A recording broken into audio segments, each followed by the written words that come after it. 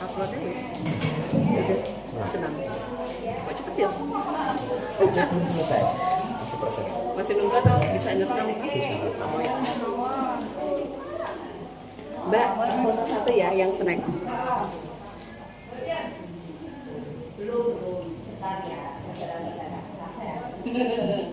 Lagi disetting dulu kameranya, Bu.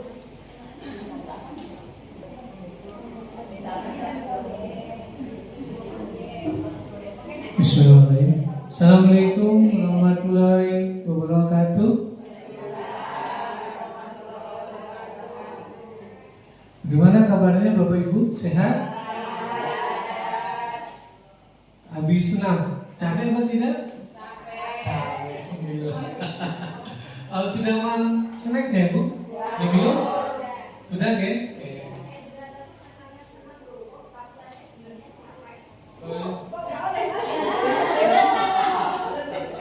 Senang tapi capek ya?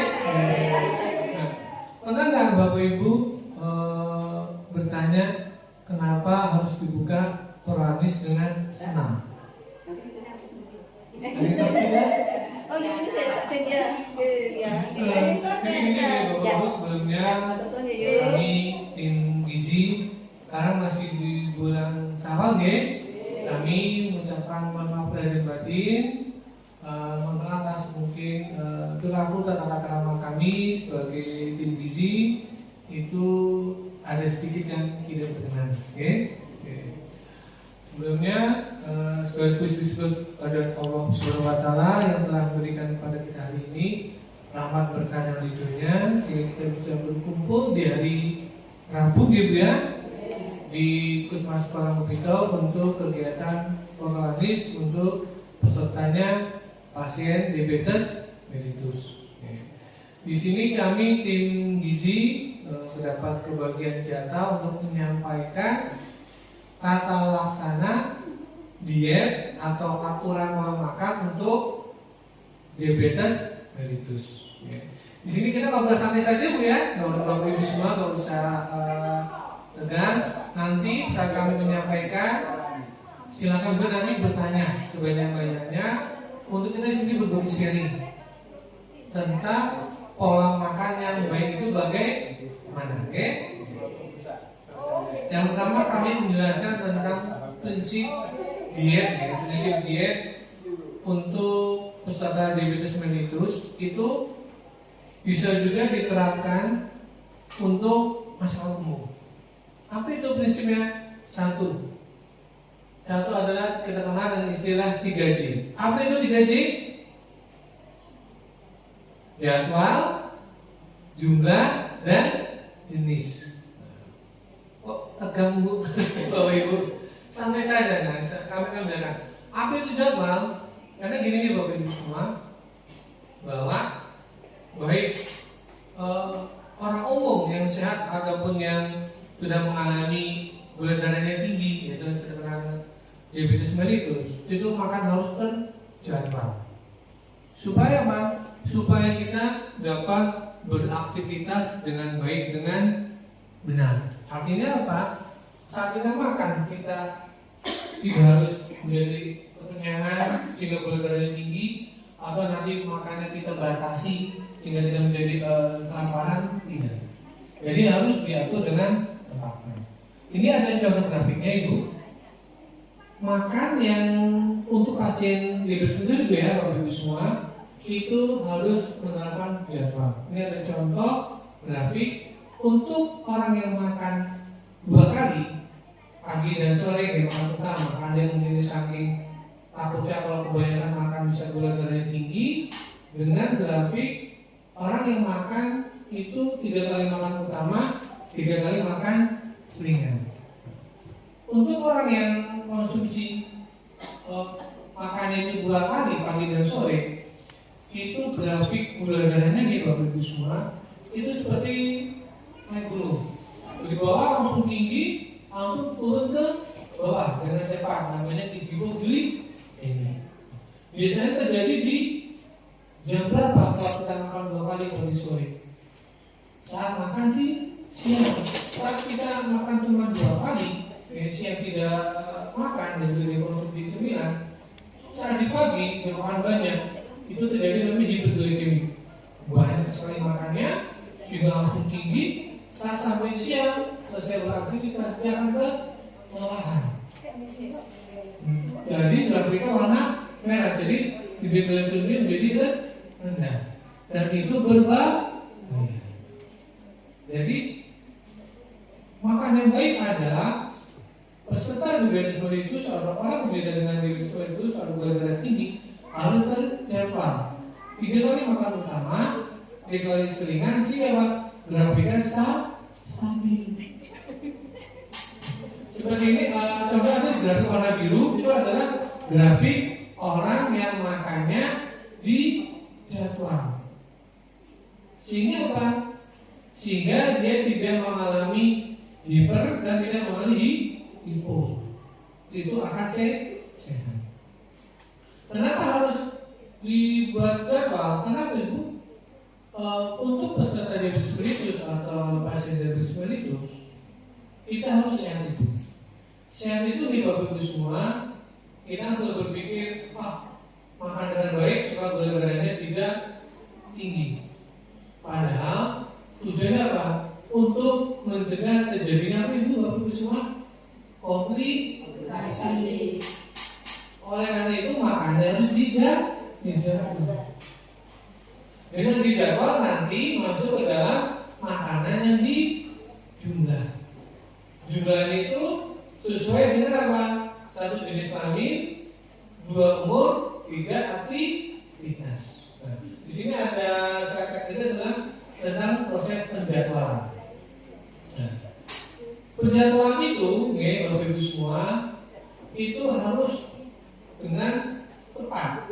Misalnya gini, hari Senin sampai dengan hari Minggu sarapannya misalnya jam 7 nih.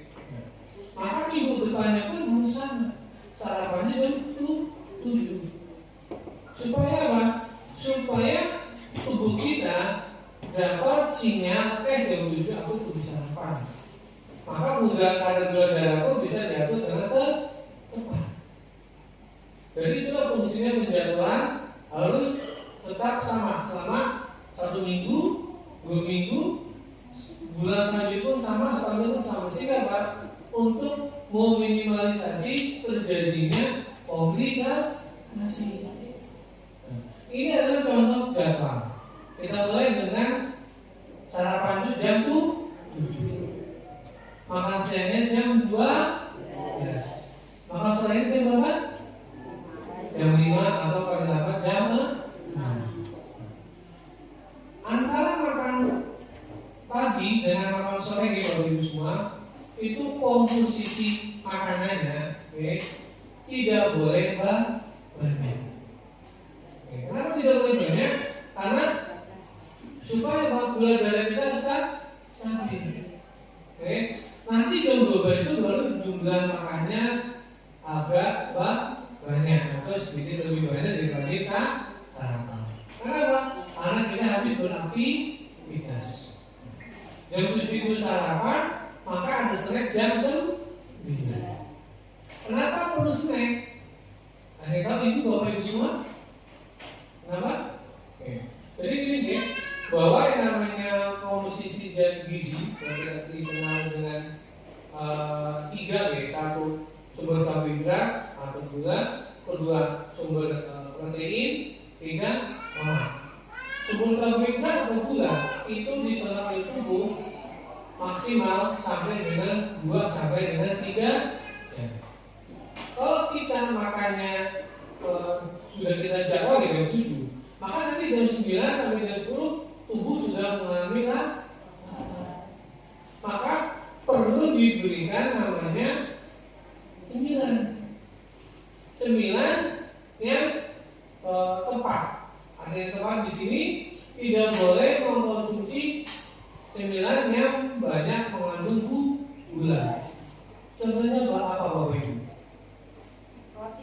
Roti, apa lagi? Kerupuk, Nah, biasanya kalau kita makan nanti kadang sering ada pasien tempat kami konsultasi dengan itu, mereka tuh bisa membatasi tidak mengkonsumsi gula. Tapi kita selalu nyebut Pak lu kudu makan Pak. Oh kok bukan bareng, oke? Satu, tempe mendoan bukan bareng. Bapak dan bulan atau Pak. Banyak ya proses di situ. Kenapa? Padahal nih Bapak Ibu semua, tepung itu cepat sekali menaikkan gula darah. Bapak Ibu semua bisa tidak mengonsumsi gula untuk sebagai bumbu, tapi disuruh malam tepung, teman-teman gorengan, bapak nggak boleh. Di luar gizi pada protes. Karena makanannya enak dan itulah memang jebakannya itu di situ.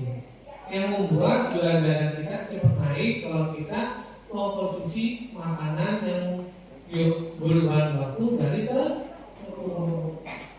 Itulah makanya perlu jadwalan. Nanti saya jelaskan tentang jenisnya ya, jadi bahan makanan yang diperbolehkan tidak boleh apa. Tanpa penjadwalan, satu adalah sarapan, kedua adalah snack, yang ketiga itu makan siang. Makan siang harus lebih banyak dari sarapan. Karena apa? Kita beraktivitas. Untuk peserta diabetes mellitus atau pasien diabetes mellitus boleh kok beraktivitas berladang, boleh bekerja boleh, tapi makannya harus dijadwal. Dengan makan siang lebih banyak dari sarapan, tujuannya apa? Mengganti cadangan atau mengganti energi yang sudah terpakai saat kita beraktivitas. Dan dari 12 sampai dengan sore kan itu masih beraktivitas. Supaya kita tidak mengalami hipo, maka makannya harus lebih banyak dari sarapan.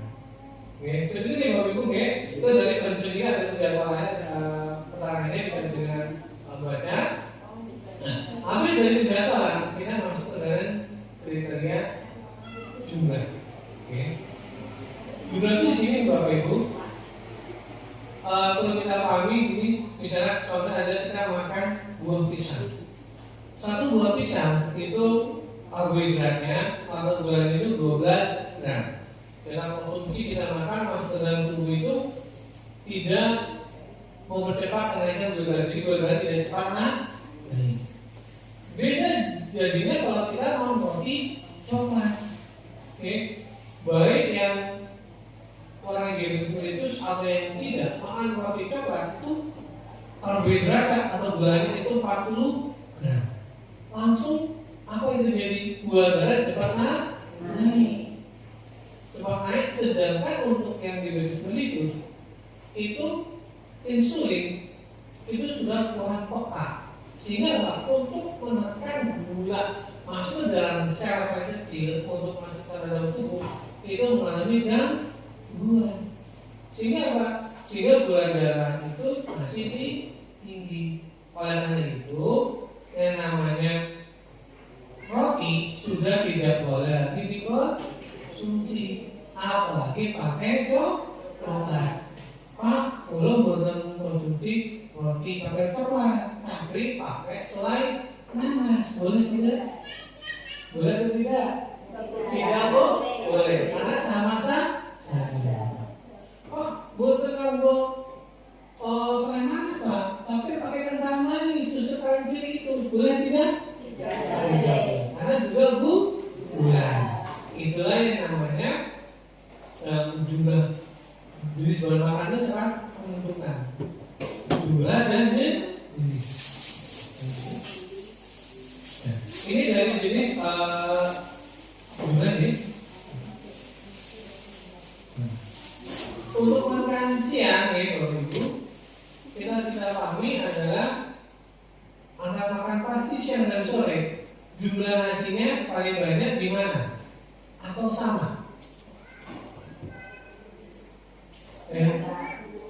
Sejujuran ya, misalnya gini, pagi itu satu sendok atau taruhlah 100 gram ya, 100 gram, sore 100 gram, siang itu maksimal nasinya 200 gram maksimal. Atau Pak, saya mau tambah dengan kentang, maka apa? Nasinya itu jangan 200 gram, tapi berapa? 100 sampai 150 gram. Sisanya adalah kentang. Kenapa? Karena nasi dan kentang sama-sama mengandung karbohidrat, sehingga sama-sama mengandung gula. Jadi tidak boleh berlebih. Oke, itulah jumlah dari tujuan supaya gula darah kita tidak cepat tinggi, tidak cepat rendah. Itu dari jenis jumlah kan, dari jadwal dan jumlah makanan sesuai dengan kita konsumsi. Karena kita masuk dalam jenisnya, Bapak Ibu semua yang perlu kita pahami bahwa antara orang yang gula darahnya tinggi dengan orang yang gula darahnya stabil, ya, maksudnya orang yang sehat, ya, itu pun sama. Kita harus memikirkan namanya jenis bahan makanan supaya kita lebih sehat. Untuk penderita diabetes mellitus, ya, harus Ibu pahami semua adalah ada istilah bahan makanan dengan indeks glikemik tinggi. Artinya apa?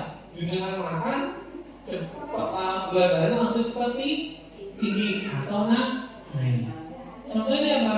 Satu, nasi itu indeks glikemiknya itu tinggi. Kedua, kentang, jagung itu indeks glikemiknya tidak terlalu tinggi. Dan ubi pun sama, tidak terlalu tinggi.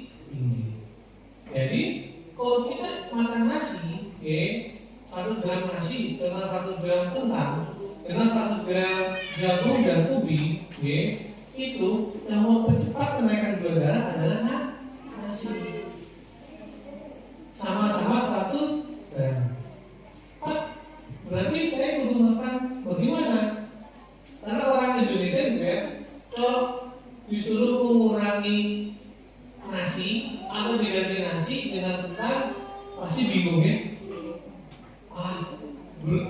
Saya belum makan yang berat, kok bisa Bu? Kan belum makan nasi. Padahal sudah makan ubi atau singkong. Maka itulah perlu dengan pemahaman jenisnya. Kalau 100 gram nasi dengan itu, kalau misalnya gini, saya harus makan sumber nasi 200 gram. Tapi saya mau makan kentang, maka nasinya 100 gram, kentangnya 100 gram. Pak, saya juga mau makan ubi, berarti nasinya 100 gram, kentangnya 100 gram, ubinya dimakan nasinya 100 gram, ubinya 50 gram, kentangnya 50 gram. Jadi itulah namanya dengan pensetaraan jenis. Supaya apa? Supaya gula darah kita tidak tinggi. Kenapa nasi, jagung, kentang, ubi itu tidak mempercepat kenaikan gula darah? Anda tahu Ibu Bapak Ibu semua? Kenapa? Pertanyaan gini, Ibu pilih mana? Nasi dari beras yang putih mulus atau nasi dari beras yang ada kalkulnya? Kalkulnya deh Bapak Ibu kan? Tapi pertanyaan sederhananya, di rumah selama ini pilih yang mana? Ayo, di rumah. Yang putih mulus ya. Sedangkan ubi, jagung, kentang dan singkong itu ada namanya serat.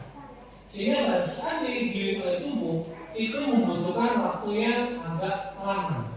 Sehingga gula darahnya tidak cepat naik. Tapi kalau beras putih mulus kan sudah tidak ada kalkulnya, tidak ada seratnya. Diserap oleh tubuh dengan cepat menaikkan gula darahnya dengan cepat. Jadi bagusan mana? Yang ada kalkulnya. Tapi prakteknya di rumah putih. Jadi itulah kenapa kok kita buka dengan kita mengkonsumsi makanan pokok. Karena makanan pokok Bu, itu sangat berguna bagi tubuh untuk menggerakkan organ tubuh kita. Jantung, paru-paru, berpikir butuh makanan pokok karena mengandung gula. Tapi kita juga tidak boleh mengkonsumsi gula atau makanan pokok yang cepat menaikkan gula itu harus kita supaya tidak mengalami hyperglikemia. Jadi ada pemilihan bahan makanan yang tepat. Misalnya gini, Pak, saya jam 7 sarapannya pakai nasi 100 gram nasinya. Saya nanti jam 9 kok mau makan ubi atau singkong 100 gram. Misalnya ubinya rebus atau singkongnya rebus. Maka di sarapannya nasinya harus diapa? Harus 1 gram dikurangi supaya bisa makan singkong atau ubi jam 9. Yang diperbanyak apanya? Sayur. Jadi benar ya saudara, waktu itu saudara tidak tepat jawabannya. Jadi memang seperti itu. Supaya gula darahnya menjadi seperti tinggi. Nah, ini baru dari makanan pokok. Kedua, supaya bapak ibu sehat, dapat beraktivitas dengan baik, dapat berpikir cepat dan tanggap. Maka bapak ibu harus mengkonsumsi lauk pauk itu dibagi 2 jenis, lauk pauk hewani dan nabati. Selama ini bapak ibu di rumah lebih banyak konsumsi lauk pauk nabati atau hewani? Nabati. Untuk hewani apa? Boleh saya tahu? Ikan, apa lagi? Ayam, telur, grek, jadi malu masih berani mangker ya? Masih. Jadi ini bagus semua. Untuk lauk pauk hewani itu harus bapak ibu konsumsi. Kenapa? Karena lauk hewani itu nilai gizinya lebih banyak dibandingkan lauk nabati. Dan lebih cepat serap oleh tubuh, lebih cepat serap oleh tubuh. Tapi ada syaratnya. Ada yang tahu syaratnya apa? Supaya lauk pauk itu bagus diserap oleh tubuh, lauk pauk hewani. Syarat masih bagaimana? Jangan digoreng. Antara digoreng dengan dikukus kanan mana? Digoreng. Jadi karena kita semua bapak ibu supaya kita hidup sehat sehat paripurna dan bapak ibu semua gula darah tidak cepat naik dan tidak mengalami komplikasi dalam 1 minggu. Alangkah baiknya yang digoreng itu jangan terlalu banyak. Jadi harus banyak bagaimana yang direbus, dikukus atau dipepes. Dengan bumbunya banyak itu akan enak bapak ibu rasanya. Nah, contohnya apa? Ikan, ikan ya bapak ibu semua itu nilai gizinya bagus sekali untuk orang yang mengalami diabetes mellitus. Ada zat gizi namanya itu magnesium. Ada zat gizi namanya asam folat, zat besi, kalsium. Itu semua harus bagus sekali di dalam ikan. Tapi syaratnya zat gizi tersebut diserap oleh tubuh dengan baik supaya yang diabetes mellitus tidak mengalami komplikasi dengan cepat. Syaratnya satu, jangan digoreng. Tapi lebih enak digoreng. Kira-kira bisa atau tidak bapak ibu kalau tidak digoreng? Misalnya dipepes. Bisa tidak? Bisa. Nah, harus bisa. Pak bosan kok dipepes? Dipindang atau di sup. Bumbu kuning, pakai kuning. Uniknya bapak ibu semua, bagi orang yang mengalami diabetes mellitus itu proses sangat luar biasa. Unik. Tujuannya apa? Membantu mempercepat penyerapan gula ke dalam tubuh. Jadi apa? Supaya gula darahnya tidak cepat naik. Kedua, unik juga berfungsi apa? Menjaga kesehatan ginjal. Supaya ginjal tidak kerja keras dalam menyaring gula yang ada di dalam darah. Itulah fungsinya si unik. Syaratnya apa? tidak boleh dibuat jamu, hanya sebagai bumbu. Oke, sebagai bumbu. Contohnya apa? Tempe bacem kasih tuh kunyit, gula kopi pinggang kasih tuh kunyit deh. Terus kita buat opor kasih tuh kunyit. Nah, kunyit nih Bapak Ibu semua dapat diserap oleh tubuh dengan bantuan apa? Lemak. Apa itu lemak? Lauk-lauk hewani. Jadi kalau misalnya Pak saya buat jamu, kalau itu nggak minum, nggak makan makanan yang mengandung protein hewani, nggak bisa diserap oleh tubuh dengan lemak. Daripada repot, mendingan kunyitnya dijadikan bumbu. Oke, itu pertama kunyit harus hewani masuk dari jenis ikan. Kedua apa? Ada yang berani konsumsi telur? Mau? Berani deh. Jadi ini Bapak Ibu semua, sebagian orang konsumsi telur itu takut kolesterolnya tinggi. Kalau Bapak Ibu konsumsi telur, tidak konsumsi gula dan tidak mengkonsumsi makanan dari olahan dari tepung, insya Allah gula darahnya tidak akan cepat tinggi dan kolesterol dia cepat naik. Jadi membuat kolesterol kita tinggi Bapak Ibu akibat mengkonsumsi makanan dari tepung dan konsumsi gula, bukan dari kuning telur. Oke. Banyak orang yang konsultasi ke orang gizi, kolesterolnya tinggi di Bapak Ibu, kami tanya tentang pola makannya. Oke. Ternyata Bapak Ibu, mereka konsumsi telurnya jarang, konsumsi dagingnya jarang, kok bisa kolesterolnya tinggi? Ternyata apa konsumsinya? Gorengan, tempe digoreng, tahu digoreng, minumnya teh manis atau kopi manis. Kolesterolnya tinggi, gula darahnya tinggi, bukan karena dari telur atau dari daging. Beda dengan kalau dengan konsumsi daging yang ada dagingnya, itu bisa cepat menaikkan kolesterol dalam darah. Jadi caranya bagaimana? Saat konsumsi telur ataupun daging, jangan mengkonsumsi makanan ataupun minuman yang banyak mengandung gula. Itu kan dari lapangan. Terus juga lapangan nabati wajib Bapak Ibu konsumsi. Kenapa? Karena gini Bapak Ibu, lapangan nabati itu dapat menekan laju kenaikan gula darah. Misalnya gini, dengan makan nasi campur ikan terus pakai sayur dan tempe. Tempe itu dan sayur akan membantu menekan gula darah dan cepat naik.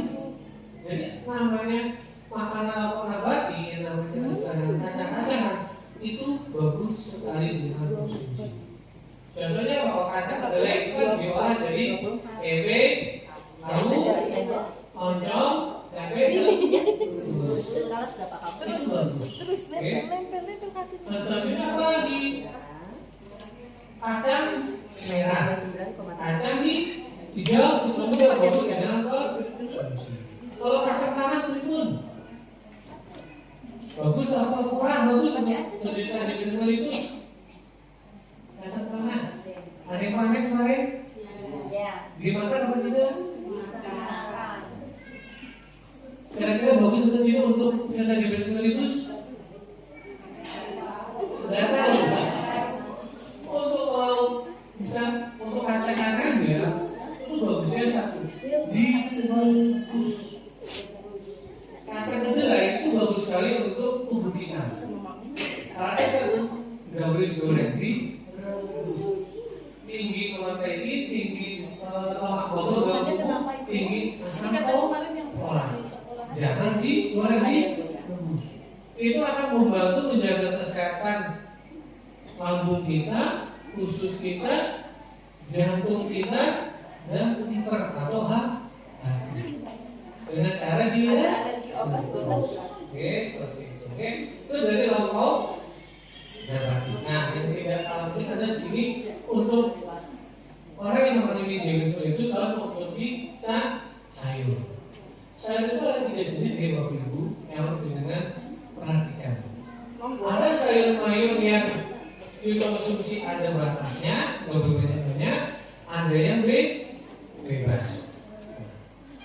Untuk sayur mayur yang dikonsumsi bebas, artinya dia tidak dapat menaikkan gula darah, tapi akan membantu menurunkan atau menstabilkan gula darah. Contohnya apa? 1. Timun. Ada yang konsumsi timun di rumah setiap hari? 2. Tomat. Oke. 3. Labu air atau istilahnya itu beligo. Oke. Terus apa lagi? Okeong atau gambas. Oke. Terus apa lagi? Loba aja. Ya. Kita ambil yang ada di catatan Robiko. Gambas benar apa sulit? Gambas atau okeong susah apa sulit Ibu? Gampang ya. Tomat? Timun? Nah, konsumsi setiap hari pilih yang mana dengan konsumsi. Kalau beligo panen tidak? Tidak. Ada yang pakai nggak di sini? Mungkin teman bisa ada. Saya berbagi. Aku punya beligo nih. Ada 5. Kalau dengan mau nggak saya kasih 1. Karena kita kalau bisa saling berbagi enak. Karena kita bisa menjaga sama-sama sehat. Beligo itu paling sering dibuat apa Ibu? Bening atau santan? Santan. Karena santan bisa dengan bening. Santan ya. Padahal kalau kita masak Ibu, santan itu tidak boleh terlalu sering, tidak boleh kental. Kenapa bener memasak sayur beligonya pakai santan? Pahami? Kalau gerus, kalau saya gerus santannya kental atau enggak? Ada yang jujur, emangnya kental Pak. Tapi dia Bapak Ibu semua, dengan bertambahnya usia kita, terus juga mengalami diabetes mellitus, maka boleh konsumsi santan, tapi tidak boleh setiap hari, tidak boleh kental. Bisa tidak? Bisa. Harus bisa. Itu. Terus sayuran yang kita bilang yang boleh dimakan bebas. Kedua, sayuran yang dimakan itu ada batasan secukupnya. Tapi luar biasa manfaatnya. Ibu tahu sayur pare? Daun pepaya? Makan setiap hari atau jarang? Kenapa?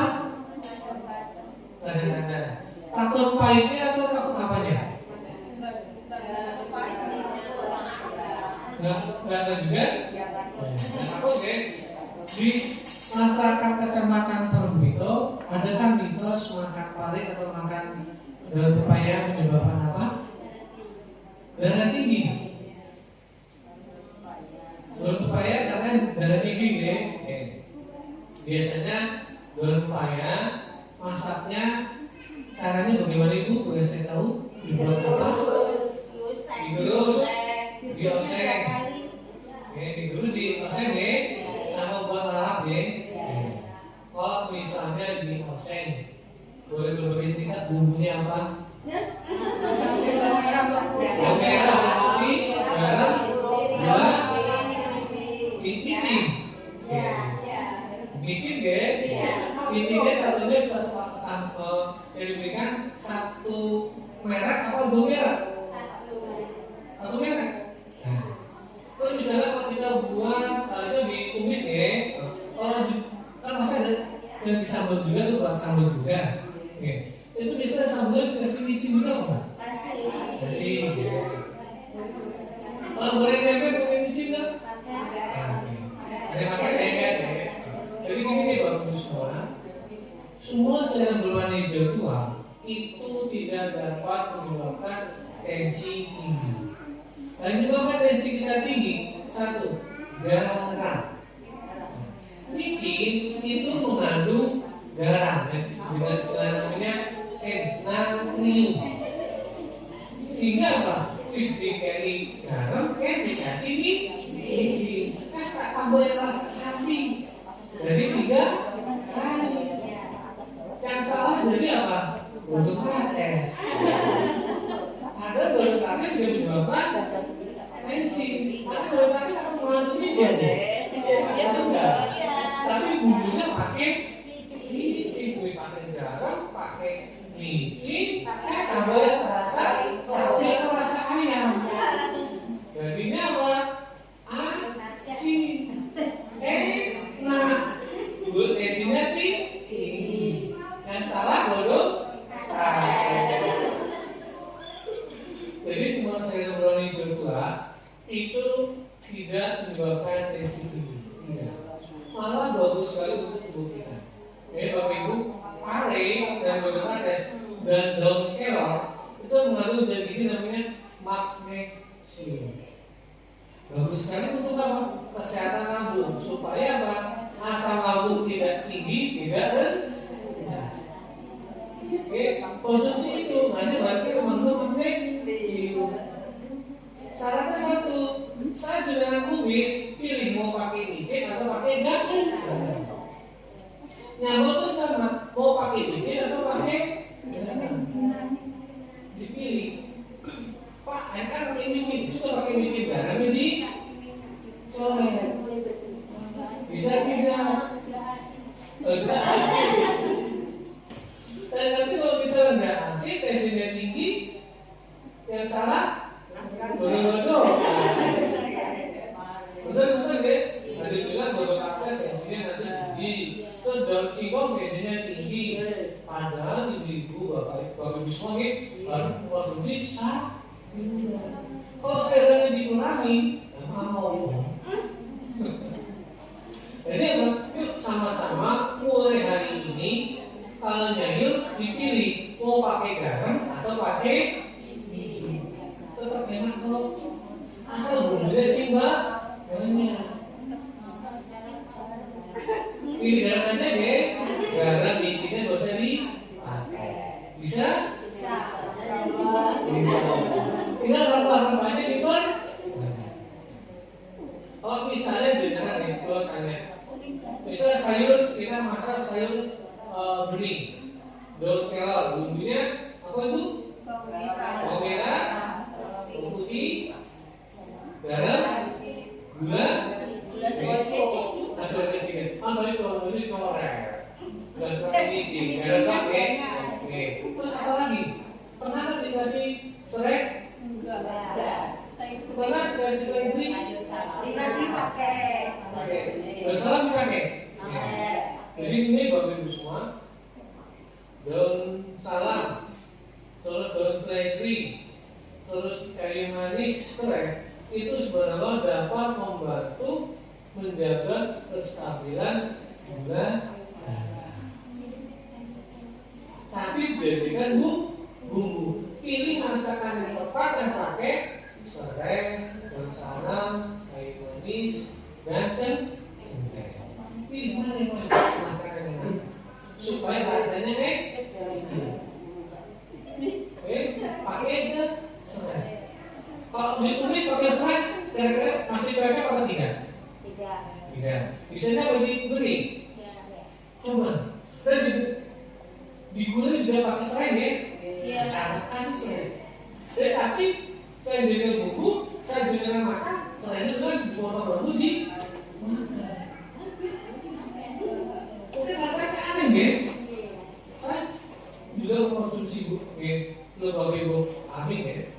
Dari keluarga saya itu kita tidak bisa menyalahkan namanya itu genetik. Ibu saya asma, saya pun menderita asma. Bukan asmara loh bu.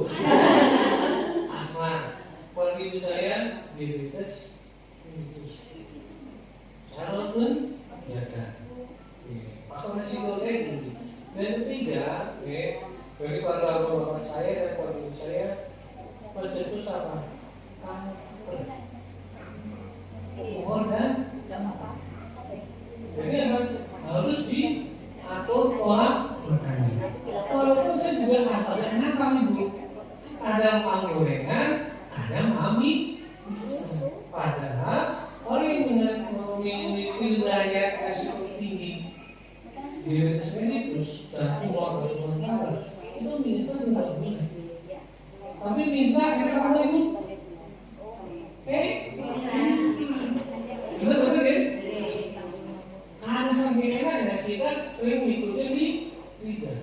Jadi ikut kita ikut di lidah. Seperti misalnya dengan pakai menjaga rasa. Pak kalau buat nganggo micin, diorang itu apa? Pokoknya yang salah kita bodoh. Ada bodoh atas itu enak. Saya itu udah senang tarik sama bodoh atas. Saya pernah belajar nanti tulis hidup sudah pahit kok, yang pahit. Nah, bila saya bertambah umur, oh ternyata bodoh atas dan pahit itu insya Allah dapat menjaga supaya apa? Kolesterol saya tidak cepat naik. Satu, kedua saya tidak mau mencepat supaya gula darah tidak cepat tinggi. Saya konsumsi pokoknya dalam 1 minggu, pare godong ates harus saya konsumsi. Terus saya juga konsumsi kok, saya juga konsumsi misalnya gambar ataupun beli saya konsumsi. Kalau dulu saya nggak pada sekarang apa? Gambar saya dulu mau begini, ini rasanya. Tapi kan saya berpikir, aku kudu sehat, umurku bisa nambah. Berarti harus dulu aku tidak senang, aku harus makan. Jadi sama-sama kita belajar mengkonsumsi makanan yang dulu menurut kita tidak senang, tidak suka, lalu kita konsumsi supaya kita sehat, supaya kita dapat beraktivitas dengan baik. Itu Bapak Ibu itu dari jenis sayur. Dan untuk penderita diabetes mellitus wajib konsumsi buah. Buah yang ada di Kecamatan Parang itu apa Ibu? Pisang, apalagi buah naga, pepaya, ada sirsa, pisang, apalagi buah pir. Apa ada tuh ada di plastik itu hampir semua buah-buahan itu bagus buat kita. Alpukat nih Bapak Ibu itu kalau bisa konsumsi. Sekarang apabila ada yang punya ukuran alpukat terus aneh kasih. Ada apa? Di dalam alpukat ada asam lemak yang dapat menjaga kesehatan jantung. Wajib dengan konsumsi. Pak rasanya nggak enak, nggak apa-apa. Pak biar enak, alpukatnya kasih gula, kasih susu. Jangan, nggak boleh. Kalau madu boleh nggak? Boleh. Tapi 1 sendok teh sampai 1 sendok makan dalam 1 hari. Boleh, cuma 1 sendok teh atau 1 sendok makan dalam 1 hari. Nggak boleh berlebih. Oke, seperti ini. Alpukat itu bagus. Oke, kalau misalnya alpukat itu bagus, terus kacang kedelai bagus, tapi jangan digorengnya direbus. Terus waru atau belitung bagus tidak? Bagus. Cara masaknya dikupas atau tidak dikupas? Oh dikupas. Kalau waru dikupas nggak dikupas. Kalau waru, waru itu Ibu, Bapak Ibu semua, bagusnya cuci bersih, potong-potong, kukus atau direbus, jangan dikupas. Nanti kulit luarnya keras.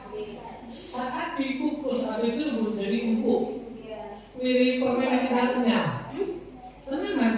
Saya sudah konsumsi loh. Sudah dikonsumsi? Sudah. Rasanya gimana Bu di dikupas?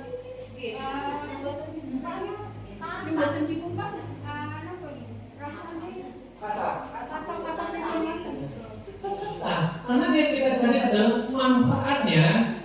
Oke, misalnya satu kita konsumsi lauk, kita masak itu setengah dua. Setengah dari setengah itu kan manfaatnya dikupas, manfaatnya tidak. Jadi bisa kita cicipi yang dikupas sama yang tidak. Supaya kita dapat manfaatnya itu. Manfaat dari apa? Bijinya dibuang atau dimakan? Dibuang. Dikukus ya. Nah, itu manfaatnya bagus Bu. Dari biji misalnya satu buah palu ya, sebagian dikeringkan bijinya, sebagian dimasak. Dikeringkan terus jadi bibit ya, sisanya dimasak. Supaya kita sehat. Jadi kira-kira bahan makanan di Kecamatan Parangpito banyak yang sehat apa banyak yang kurang sehat? Banyak sehat ya? Yuk sama-sama kita terapkan setiap hari supaya hidup kita lebih sehat. Oke. Monggo Bapak Ibu ada ditanyakan tidak? Kita sering tanya. Kita berbagi cerita saja. Masih 15 menit lagi. Ya monggo. Ya sebutkan nama deh Bu kasih. Semua udah tepat belum? Sudah kenal belum semuanya? Sudah. Nama kasih. Terus. Yes. Kita berbagi.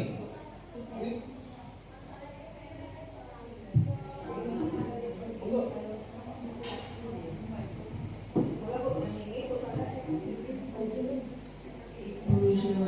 Nama saya, Assalamualaikum warahmatullahi wabarakatuh.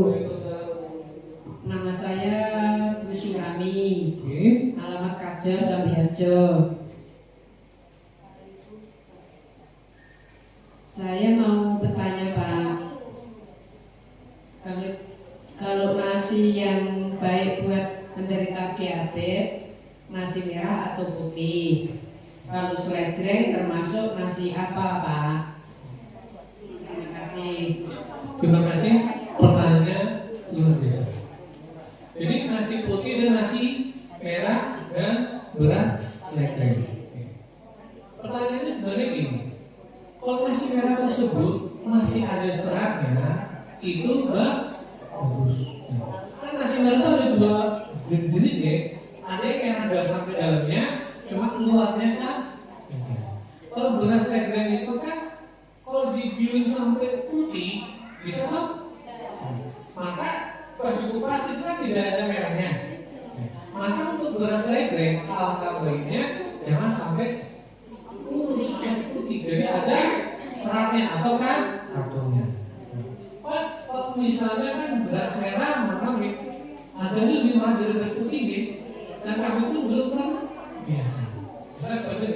Maka Bapak Ibu semua dengan cara dicampur. Beras itu kan di masyarakat itu jenisnya Bapak Ibu banyak sekali. Beras putih, beras coklat yang masih ada kartonnya, 3 beras merah yang benar-benar merah, 4 ada beras warnanya hitam. Pernah tahu? Dan beras merah dan beras hitam harganya lebih mahal dari beras putih. Dan biasanya kalau beras hitam kok, mohon maaf, warnanya hitam. Kadang-kadang orang makan agak kulitnya kok kayak kopor gitu. Maka harus dicampur dengan beras putih. Beras putih itu cepat sekali menaikkan gula darah. Kenapa? Tidak ada seratnya yang dapat memperlambat kenaikan gula darah. Kalau beras coklat dan beras seledreng dan beras merah ada seratnya, sehingga apa? Kenaikan gula darah tidak cepat. Jadi kalau kami sih menyarankan pilih sesuai dengan kemampuan ekonomi kita. Kalau beras merah terus kan berat deh. Kalau kita berarti Pak, kalau misalnya beras seledreng dan beras putih juga itu nih Bapak Ibu. Monggo, ada lagi? Jadi masalah beras yang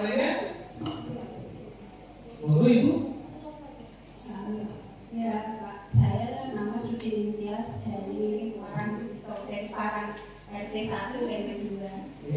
Ya, saya mau tanya di sini makanan sehat untuk diabetes itu apa saja? Ini pertanyaan pertama. Pertanyaan kedua, bayam, daun singkong dan daun pepaya untuk asam urat gimana? Karena saya menderita. Untuk asam urat ya. Terima kasih. Pertanyaannya luar biasa hebat semua. Makanan yang sehat yang bagus untuk diabetes itu. Terus yang kedua, Pak, 3 syarat tersebut bayam, daun singkong, daun pepaya itu kan masa itu berbeda asam. Sebelumnya sudah pahami dulu adalah gini. Penyebab asam urat nih Bapak Ibu semua itu akibat gula darah yang tinggi sehingga apa? Setiap makanan itu mengandung asam urat. Yang namanya itu urin. Sehingga dengan ada gula darah yang begitu tinggi, sehingga dia akan menghadapi persendian. Tapi, supaya dengan mengkonsumsi 3 jenis tersebut ada supaya sehat, maka daun bayamnya dicorek, diganti dengan daun singkongnya sedikit saja, jangan banyak. Misalnya kita 3 kali makan pagi siang sore, kita ambil di pagi hari. Misalnya 1 porsi itu 100 gram, saya ambil saja setengahnya 50 gram. Dan pepaya juga sama. Ditambah dengan sayuran yang asam uratnya dan rendah atau kuningnya kan rendah. Apa itu? Misalnya kacang panjang, doke, kelor, kecambah, kaldu siang atau depan, bigo atau wak. Ditambah itu supaya dengan ibu dapat mengkonsumsi sayur. Betul ya, jadi dan pepayanya pun sama, jangan banyak supaya kita juga tidak mengalami seluruh kilo akibat asam urat. Jangan lupa perbanyak minum air putih. Bagi yang diabetes mellitus, terus ada hipertensi, ada asam urat, terus ada yang tidak orang normal juga. Air minum air putih di Bapak Ibu minimal 2,5 liter. Berat bibinya itu minimal 10 ke 11. Kalau Bapak Ibu aktivitasnya banyak di ladang, maka perbanyak minum air putih. Tehnya dibatasi. Itu untuk yang 3 jenis tadi saya sebut. Pak, makanan yang baik untuk diabetes mellitus itu apa? 1 kuncinya.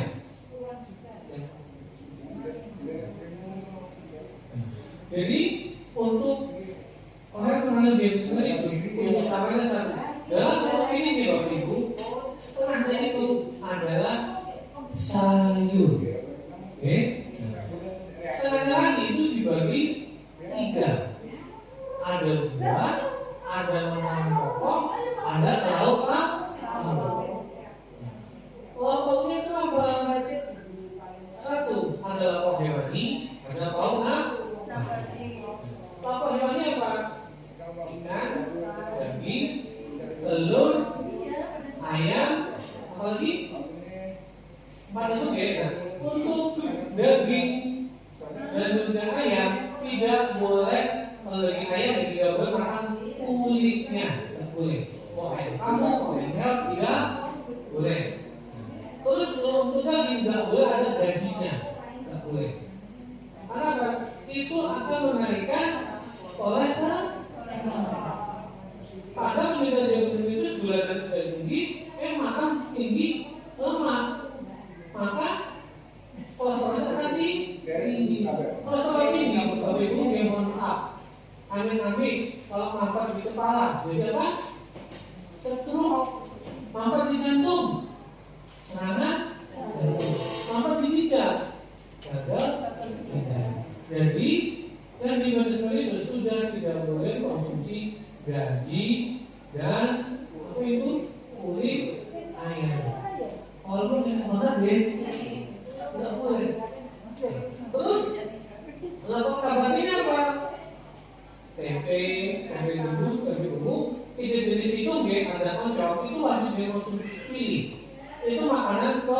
probiotik yang dapat menjaga kesehatan lambung dan usus.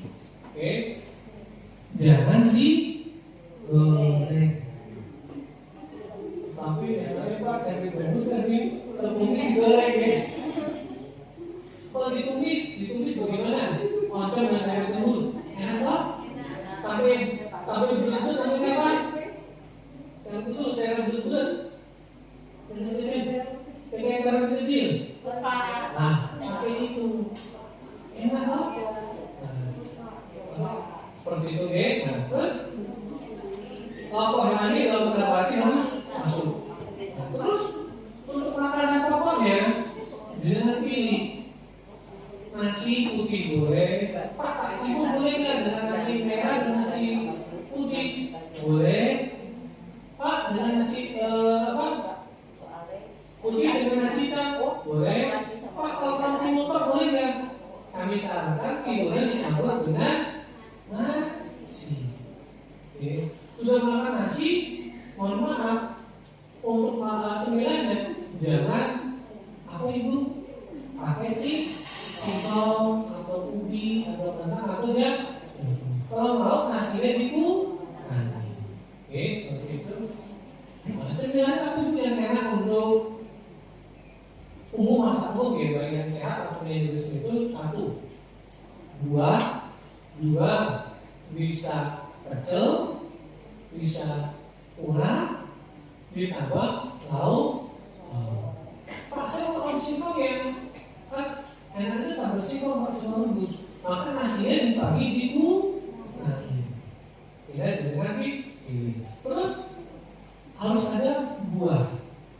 Buahnya bisa pisang, bisa pepaya, bisa apel atau pir.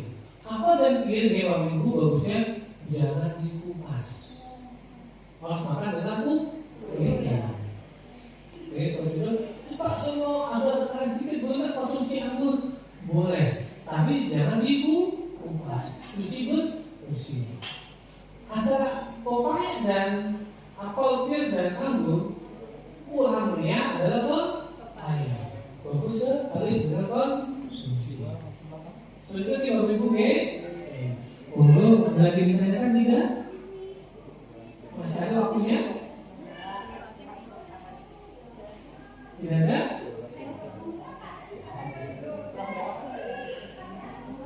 Jadi kesimpulan untuk giliran ada begitu nasi jagung. Nasi jagung itu kan ada dua ya, nasi dicampur dengan jagung atau jagung tok. Jagung tok ya. Jagung tok kalau yang bagisnya sudah senang konsumsi jagung, konsumsi. Oke, begini nih Bapak Ibu, nasi, kentang, ubi, jagung. Nilai yang indeks glikeminya rendah itu adalah ubi, 2 jagung, 3 baru kentang. Sedangkan yang tinggi itu adalah nasi. Jadi antara nasi dengan jagung bagusnya jagung. Kalau belum terbiasa kan rasanya bosan deh, maka bisa pilih. Misalnya dengan merasa saya bening deh, nasi terus bisa daun kelor, terus ditambah irisan jagung, dipalut itu deh, dipikir. Nah itu boleh, tapi dengan catatan nasinya jangan banyak. Misalnya ditimbang nasinya 100 gram, ambil saja kurang lebih 50 gram, sisanya dari daun kelor yang pakai jagung. Itu subhanallah lebih baik supaya gula darahnya tidak seperti ini cepat naik. Tapi jangan sampai gini, nasinya 1 porsi, tak tambah jagung di sayur bening 1 porsi, dan gula darah dengan tetap akan tinggi. Seperti itu ya. Monggo ada lagi ditanyakan? Tidak ada? Kalau tidak ada, sebenarnya ini Bapak Ibu supaya yang menderita gula darah tinggi atau tinggi atau supaya kita hidup sehat, makan tetap enak. Satu, makan sayur itu harus setiap hari. Setiap hari makan, pagi, siang, sore. Dua, Bapak Ibu harus memilih bahan makanan pokok mana supaya tidak terjadi double makanan pokok. Misalnya harus konsumsi nasi. Oke, kalau misalnya mau double maka porsinya dikurangi. Terus yang ketiga, membatasi kalau bisa menghindari makanan yang digoreng. Diganti makanan yang proses-masanya direbus, dikukus, atau dikukus. Oke, yang terakhir, Bapak Ibu harus mengkonsumsi buah. Oke, konsumsilah buah yang mudah didapat dan ada di sekitar tempat tinggal kita semua. Nggak perlu aku bisa kata ini cuma apel sama pir. Kalau itu kuning, perhaji. Padahal di rumah ada sisa, ada apa lagi? Pisang, ada apa? Ada konsumsi itu semua. Dan pilih antara mau pakai garam atau penyedap rasa. Sama-sama asin. Supaya tensi panjenengan terkendali, tidak tinggi. Kalau tensi tinggi Ibu, Bapak Ibu semua, jangan sampai kolesterol kita tinggi, tensi kita tidak kolesterol ya, amit-amit, tak bertengeng kepala. Jangan sampai ya, amit-amit di jantung, amit-amit di dengan kita membatasi garam dan dengan rasa tanpa susu saja, insya Allah kita akan sehat walafiat. Oke, itu saja yang saya sampaikan. Kalau Bapak Ibu mau konsultasi, silakan ke ruang gizi. Kita berdiskusi tentang menu sehari-hari yang baik buat Bapak Ibu semua. Secara individu, setiap orang itu berbeda. Oke, satu, jenis kelamin, dua, aktivitas, dan ketiga, usia yang tepat ada atau tidaknya komplikasi. Contohnya apa? Tensinya tinggi, asam uratnya tinggi. Nanti bisa kita atur yang terbaik. Oke, terima kasih. Sebelumnya kami mohon maaf karena segala sesuatu yang baik dan datang dari Allah Subhanahu Wa Taala. Kemudian dari saya, terima kasih. Assalamualaikum warahmatullahi wabarakatuh. Matur nuwun Ibu kepada Mas Indra yang sudah banyak memberikan penjelasan tadi tentang nasi. Ibu kalau tempakan milih dola ali tetap milih nasi putih. Tadi kita sudah mengertos ya Bu. Tadi kalau menurut Mas Indra, kenapa Bu istilah uang jajan kita ini malah ngirit ya? Wow, kalau bukan sakit kupas, kan gitu loh. Terus dari warung beras, gitu. Biasanya yang lebih putih reganya lebih mahal. Kali Mas Indra malah kayak gini, aku cek putih-putih, mirip-mirip, gitu Bu. Terus buah juga pilih mawar buah yang lokal yang ada di sekitar kita. Buatan sapir, gitu. Saya tanduran kita gudang. Terus mau boleh hutan buah naga. Kita manfaatkan gerak-gerak di sekitar kita kayak mawon. Kadang kolor, pengen dia nggak apa-apa, tapi kita nggak usah memaksakan tuku berdino ambil jadi nomor besar gitu ya. Mas Indra kalau untuk penderita diabetes itu buahnya nggak boleh yang matang-matang, terus buatan. Ya, jadi tidak boleh terlalu matang. Misalnya pisang itu matang di pohon, jangan sampai kulitnya itu warna timbul di hitam. Nah, buah apapun sama, tidak boleh terlalu matang. Ya, terus tadi biasanya ada yang wedi kuning telur, ternyata amat ya Mas Indra. Kalau kita konsumsi telur, syaratnya satu, jangan ditemani konsumsi minuman yang manis. pakai tepung. Apa itu misalnya? Tempe, mendoan, goreng, bukan tepung, bakwan. Jadi kalau kita nggak konsumsi itu, insya Allah kolesterolnya aman, terkendali, sehingga HbA1c juga terkendali. Jadi mudah apa sulit? Lanjut tadi misalnya kita makan sepiring, nasinya jangan terlalu banyak. Jadi karena Bu sayur paling buat separuh nih juga. Jadi satu, Soalnya itu kalau nasi sedikit sayurnya banyak, sayurnya yang nggak ada. sayurnya kan banyak banget kan Bu. Karena kita keluarga berempat, Nggih. ya itu bagaimana kita membagi susahnya di situ. Oh, nggih. Ya, kalau sehari, kalau sekali 2 kali kemungkinan bisa, tapi kalau terus tiap hari kita tuh nggak mampu. Oh, maka gimana Mas Indra solusinya Mas Indra? Kita ambil misalnya Mau sedikit. sayuran yang di rumah itu yang ibu anak tuh apa yang ada di rumah? Ya ada bayam. Bayam. Tapi bayam itu dipetik sekali gitu kan. Jadi, kalau daun melon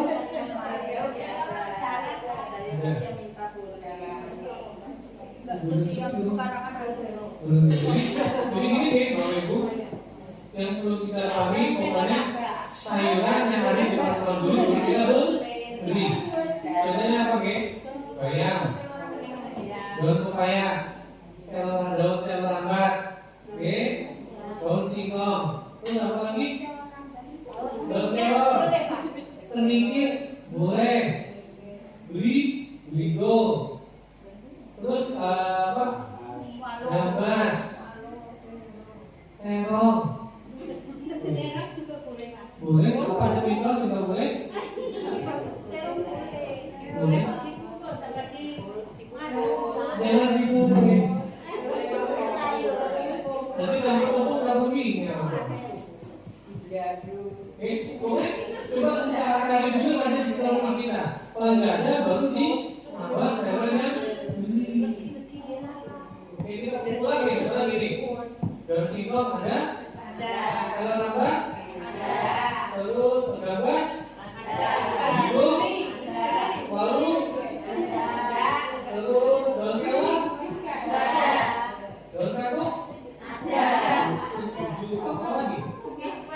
Kecipir, 8, daun pepaya, 9, apa lagi? Buah pepaya muda, ada kan? Tuh pepaya muda itu kalau di Jakarta ditumis. Enak loh. Bisa langsung yuk. Enak. Daun sop atau daun hijau? Ada. Kalau bisa mana ada tuh lah. Pokoknya cari gini. Yang susah di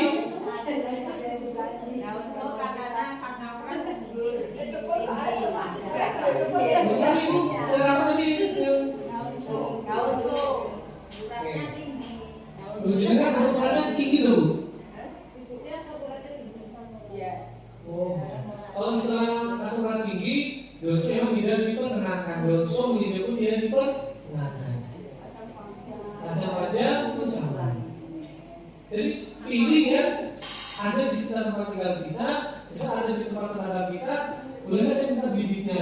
Kalau saya bilang bisa saya bibit saya tenang sendiri gitu ya. Daun kelor, ada nih. Daun kelor itu yang nanti campur wortel sama kecambah. Enak itu. Terus pakai sambalnya dia itu apa?